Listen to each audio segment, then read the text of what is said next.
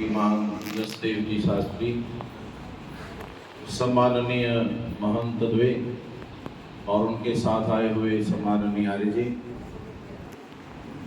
इस कार्यक्रम का बहुत अच्छे से संचालन कर रहे आश्रम के भी संचालक सम्माननीय श्रद्धेय आचार्य जी, जिनके और यहाँ पर विराजमान मातृ शक्ति, सभी आदरणीय बुजुर्गों, नौजवान साथियों, सभी को सादर प्रणाम।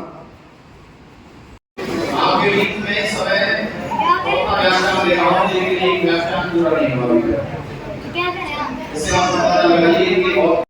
ग्रामवासियों द्वारा आयोजित किया गया है, तो ये सब बधाई के पात्र है कि आज भी आर्य समाज जितनी भी इसी तरह के जो व्यसनी लोग हैं, व्यसन करते हैं, नशा करते हैं, ये उनको बुराइयों को मिटाने के लिए पूरा जोर शोर से प्रयास करते हैं संस्थाएं, ये बधाई के पात्र हैं। और आज के युग में आर्य समाज के जो प्रचार है, प्रसार है, महर्षि दयानंद जी सरस्वती द्वारा दिए गए ज्ञान और वेदों के ज्ञान के प्रति बहुत जगह इस तरह के सम्मेलन करते हैं, ये बहुत सुंदर बात है।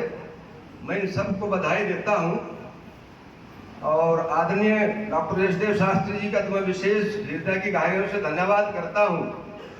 बहन कल्याणी जी, सुकीर्ति जी और सुप्रसिद्ध समाज सेवी आदरणीय रोशनलाल जी काम्बोज, भाद्रपुरुषों, मातृशक्ति, नौजवान साथियों, प्रिय बच्चों, ये आर्य समाज का उत्सव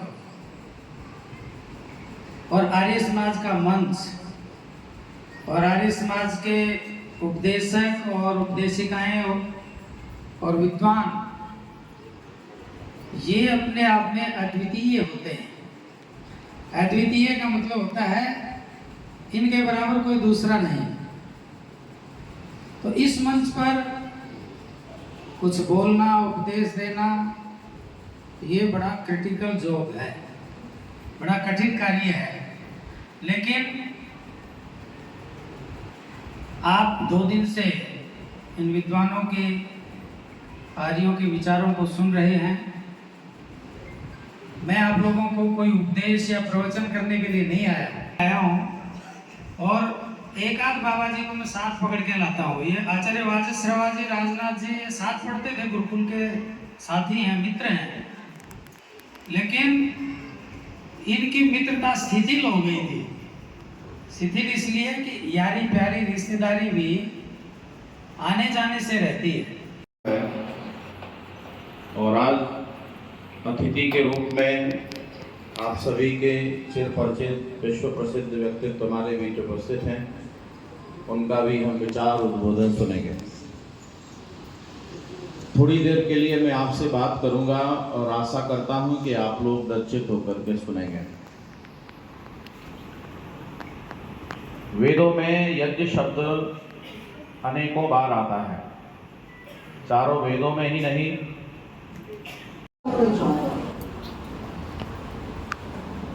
चाहे कीड़ी से लेकर हाथ तक किसी को छेड़ करके देखो, सभी अपनी जान बचाने के लिए भागते हैं, दुख से सभी दूर रहते। मंच पर विराजमान श्रद्धेय संत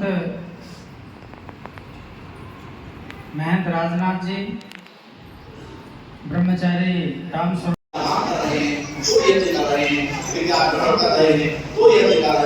और विद्या आदान सहयोगी बन रहे हैं, तो भी आप यज्ञ कर रहे हैं। इतने व्यापक स्वरूप को समझेंगे तब यज्ञ समझेंगे। और कई बार एक बात और हमें कुछ ऐसी समझ में आ जाती है जिसके लिए हम लोग यज्ञ करते नहीं हैं, क्योंकि यज्ञ का केवल हम हवन से लेते हैं। और कई बार जो लोग हवन करते हैं वो लोग नाम तो संध्या करते हैं। देखिए, आर्य समाज जो है बहुत पुरानी संस्था है।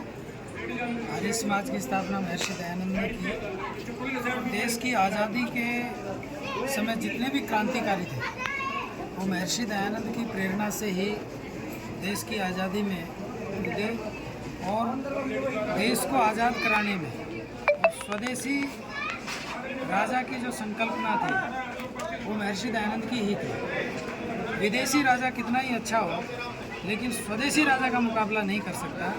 ये महर्षि दयानंद का संकल्प था, उनका विचार था, और स्वदेशी का जो नारा दिया वो महर्षि दयानंद से ही चला है।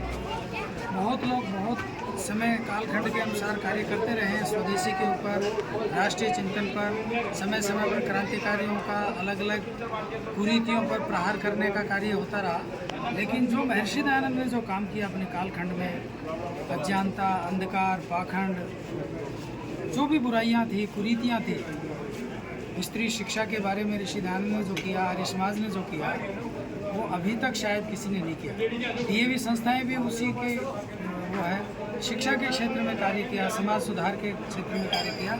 इसलिए आर्य समाज के लोगों ने, यहाँ फतेहपुर के लोगों ने और आसपास के गांव के जैसे साबापुर, फतेहपुर, नया गांव वगैरह जो भी हैं, सब लोग मिलकर के इस कार्य को कर रहे हैं, बच्चों में संस्कार संस्कृति दे रहे हैं।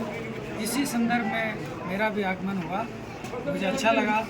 यहाँ स्वामी सदानंद जी रहते थे और उन्हीं की परंपरा को ये आगे बढ़ा रहे हैं। आर्य समाज आज की संस्था नहीं है, बहुत प्राचीन संस्था है। देश की आज़ादी में 80% आर्य समाज के लोगों का योगदान रहा है।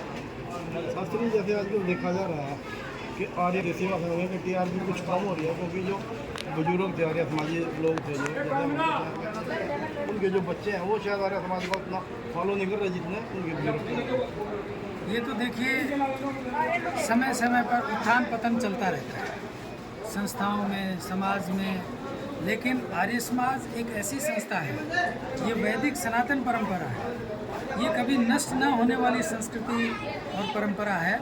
इसलिए इसको कभी भी हल्के में नहीं लेना चाहिए। आर्य समाज ना कभी कमज़ोर था, ना है और ना रहेगा। संख्या की दृष्टि से हो सकता है, कुछ आयोजनों की दृष्टि से वो उस तरह की प्लानिंग नहीं होती, लेकिन जो अंतर्राष्ट्रीय आर्य सम्मेलन होते हैं, बड़े सम्मेलन होते हैं, उनमें कितने अच्छे अच्छे विद्वान और सन्यासी विद्वान लोग आते हैं।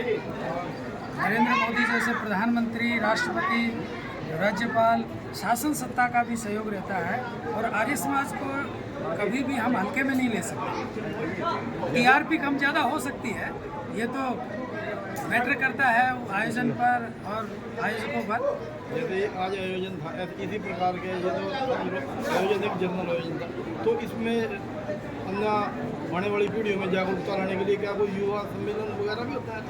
हाँ, कोई ऐसी योजना? आर्य समाज की एक संस्था है आर्यवीर दल, युवाओं को प्रेरणा करने के लिए, क्योंकि युवाओं के अंदर शारीरिक बल होता है, तो शारीरिक बल को संरक्षित रखने के लिए उनको ब्रह्मचर्य, व्यायाम, उनको योग, ध्यान, प्राणायाम, जूडो, कराटे, कुंफू, लाठी वाला, चाकू छुरी, सेल्फ डिफेंस, इसकी ट्रेनिंग दी जाती है।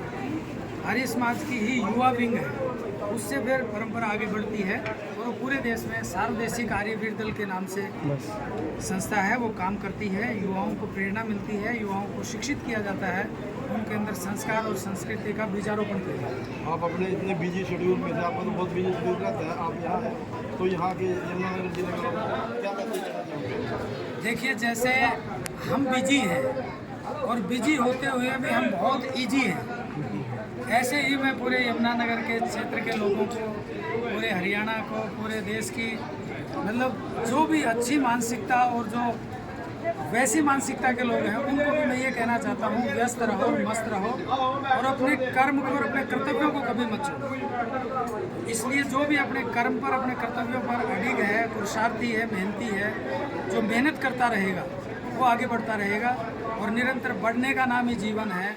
और जीवन को अच्छा बनाएं, अध्यात्म से जुड़े, संस्कृति संस्कारों से जुड़े और आगे बढ़ें।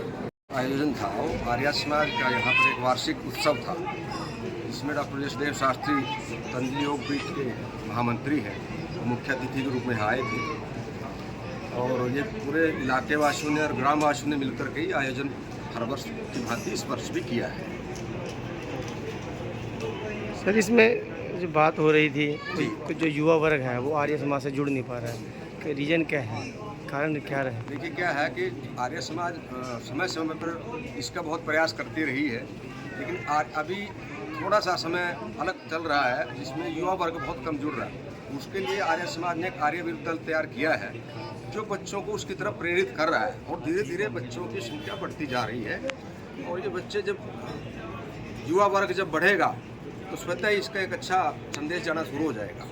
तो जिले में इस प्रकार कार्यक्रम आगे भी होना चाहिए, किस प्रकार का होना चाहिए कुछ नहीं, इस तरह के कार्यक्रम हो भी रहे हैं और निरंतर पूरे हमारे जिले में होते हैं, शहर में भी होते हैं। आर्य समाज के सम्मेलन होते रहे हैं और मैं तो हर जगह इस तरह का जब आयोजन होता है, आर्य प्रवृत्ति का मेरी विचारधारा है, तो मैं हमेशा हर जगह जाता हूँ। सहज हैं और आपने अपनी आदतें ठीक रखी हैं। बाण शब्द है, बाण अभ्यास। बाण यदि खराब है, अभ्यास खराब है तो हम दुखी रहेंगे। और आप अपने माइंड को एक ही मैसेज दें कि कोई कुछ भी करे, मुझे अपने कर्मों को अच्छा करना है, ऋषि दयानंद के बताए मार्ग पर चलना है, तो निश्चित रूप से ये गारंटी की बात है। देखो, मैं भी गृहस्थी हूँ, मेरे भी बच्चे हैं, पत्नी है, मेरा बिजनेस है, संस्था के अलावा मैं अपना बिजनेस करता हूँ। उसके बाद भी पूरा